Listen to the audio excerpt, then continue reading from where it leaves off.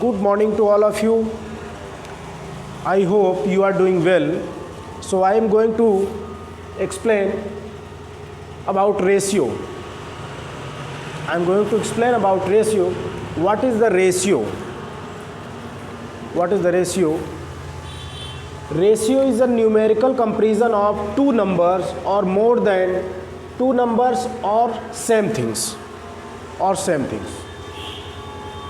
बच्चों, जो मैं चैनल मेरा है और जो मैं पढ़ा रहा हूँ, ख़ास करके रूरल एरियाज़ के स्टूडेंट के लिए है, जो ग्रामीण क्षेत्रों से बिलोंग करते हैं बच्चे। तो ये जो बुक है, स्पेशली ये प्रतापगढ़ डिस्ट्रिक्ट के रानीगंज तहसील के श्री साईं बालिका इंटर कॉलेज का इंग्लिश मीडियम की बुक है, जिसमें चैप्टर है रेशियो, 6 चैप्टर है उसके बारे में। और कोई भी बच्चा अगर देख रहा हो तो रेशियो बेसिकली उसको समझ में आ जाएगा। मैं जो बेस बना के इसको पढ़ा रहा हूँ, ये श्री साईं बालिका की क्लास 7th की बुक है। उसमें एक चैप्टर है रेशियो, इसको हिंदी में क्या बोलते हैं, अनुपात। तो इसमें बताना चाहूँगा कि रेशियो जो अनुपात होता है वो किसी दो नंबर या किन्हीं दो वस्तुओं के बीच या दो से अधिक भी हो सकता है। इसीलिए लिखा है ratio is a numerical comparison of two numbers और मोर देन टू नंबर्स और सेम थिंग्स। दो या दो से अधिक नंबर हो या दो से अधिक किन्हीं वस्तुओं के बीच में ये कंपैरिजन होता है। ये उसमें उनके बीच में तुलना किया जाता है कि कितना है, कैसे।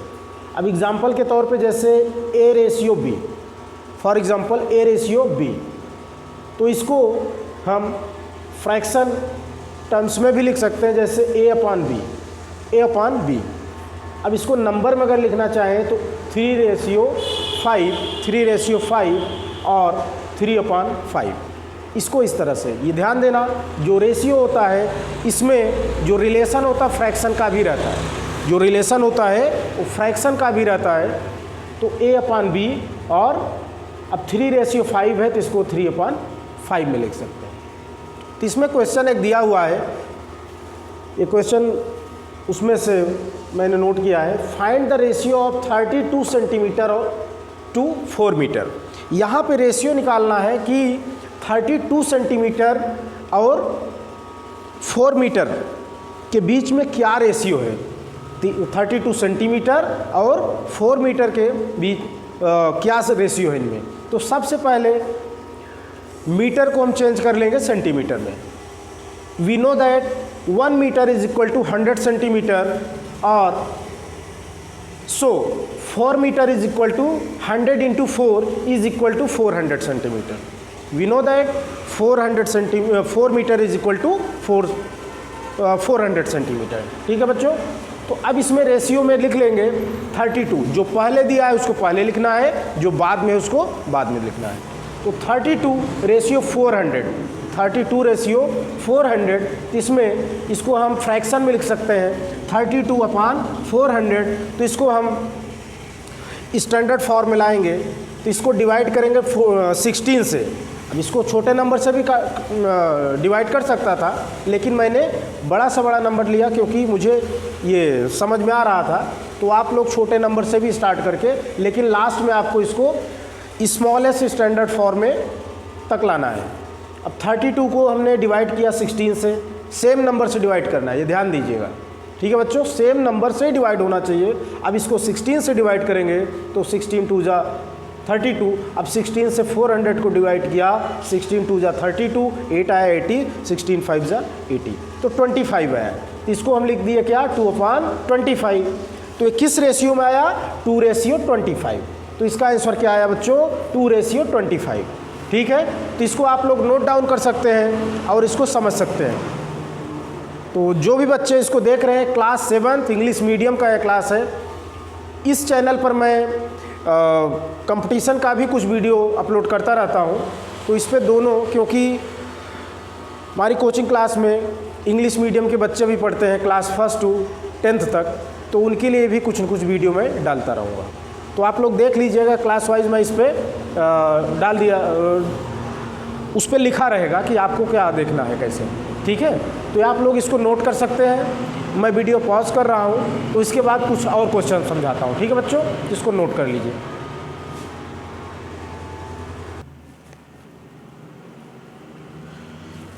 ओके बच्चों, इसके आगे देखते हैं।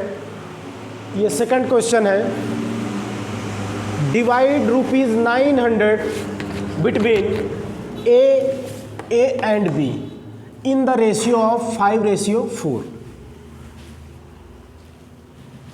इस क्वेश्चन का मतलब समझाना चाहूँगा आपको। डिवाइड 900 रुपये को ए और बी में इक्वली ए और बी को 5:4 5:4 में डिवाइड करना है, बांटना है। 5:4 में इसको डिवाइड करना है। तो इसको सबसे पहले बताना चाहूँगा, सम ऑफ द पार्ट, जो भी रेशियो है ये पार्ट में बटा हुआ है। ए को 5 पार्ट मिल रहा है और बी को 4 पार्ट मिल रहा है, 4 भाग। ए को 5 भाग उसमें और बी को 4 भाग। तो सबसे पहले जो पार्ट है उसको हम क्या करेंगे, जो शेयर मिल रहा है तो उसका सम कर लेंगे, उसको प्लस कर लेंगे, ऐड कर लेंगे। तो 5 + 4 = 9। देन ए गॉट शेयर। अब ए को कितना शेयर मिल रहा है तो उसके लिए ए गॉट शेयर = ए को प्राप्त हुआ शेयर कितना है, 5/9 ऑफ 900। मतलब 900 का 5/9 कर लेंगे। तो इसको 9 × 1 = 9, 900 करेंगे तो 900 को कट करेंगे तो 100 आएगा। 100 × 5 = ₹500। तो ए गॉट शेयर = 500। ए को कितना मिला कुल, 500 रुपीज़। वैसे ही बी का कर लेंगे। B got share = 4/9 of 900। इसको भी वैसे ही सॉल्व करेंगे तो ये आपका आएगा ₹400।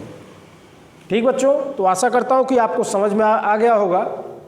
इसके आगे देखते हैं question third, which is greater 3:4 और 2:3? 2:3। इसमें ये पूछ रहा है कि 3:4 या 2:3 में कौन बड़ा है, विच इज़ ग्रेटर। तो इसमें सबसे पहले, जैसा कि आपको बता चुका हूँ कि रेशियो को हम फ्रैक्शन में भी लिख सकते हैं, फ्रैक्शन के टर्म में।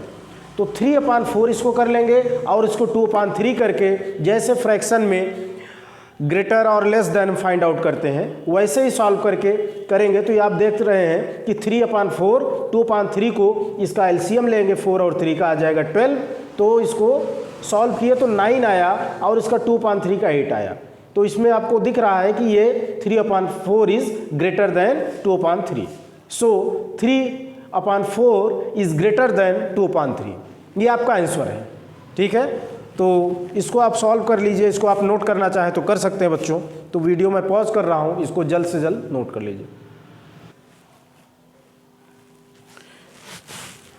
Okay guys, look at the board. Fourth question, divide ₹324 among the 3 friends A, B and C in the ratio of 3:4:5।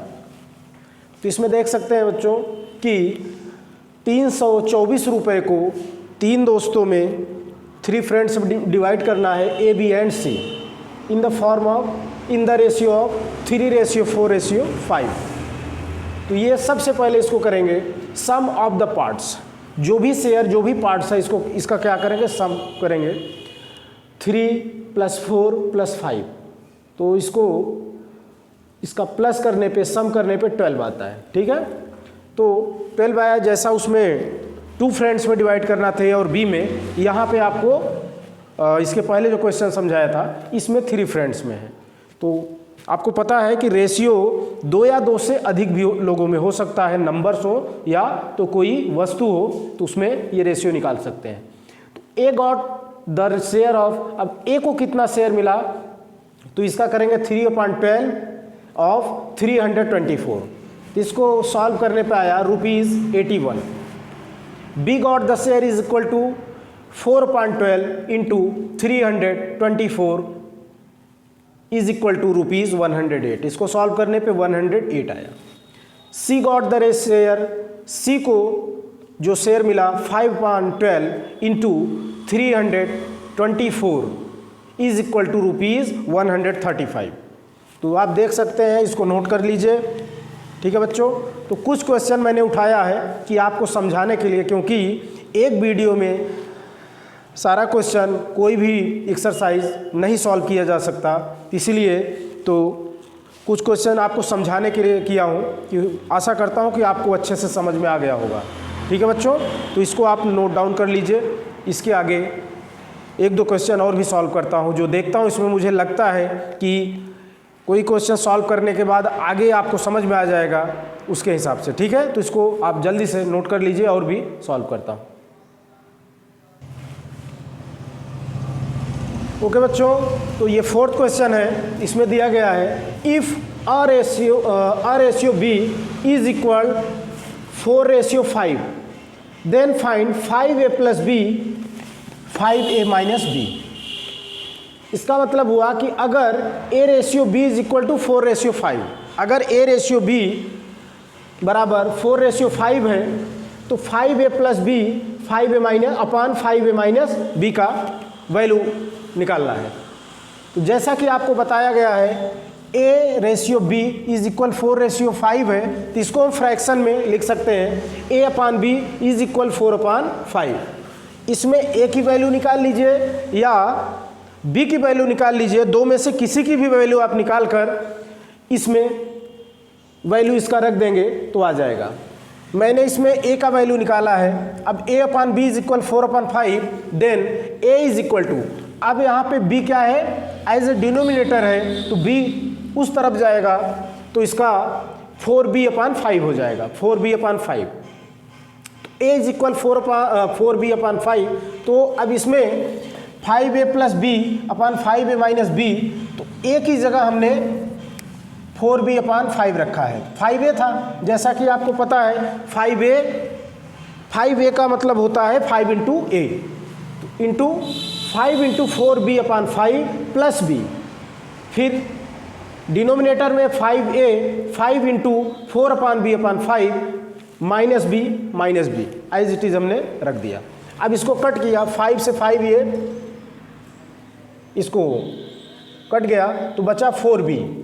अब इसमें भी वैसे 4b, तो इसका क्या आया 4b plus b upon 4b minus b is equal to, अब 4b plus b 5b हो जाएगा, 4b minus b is equal 3b हो जाएगा। तो ऊपर नीचे अगर b तो सेम स्टैंडर्ड फॉर्म में इसको b से b कट गया तो बचा 5/3। इसका आंसर यही आ गया। ठीक है बच्चों, तो इसको नोट डाउन कर लीजिए। इसके आगे अगला क्वेश्चन समझाता हूँ।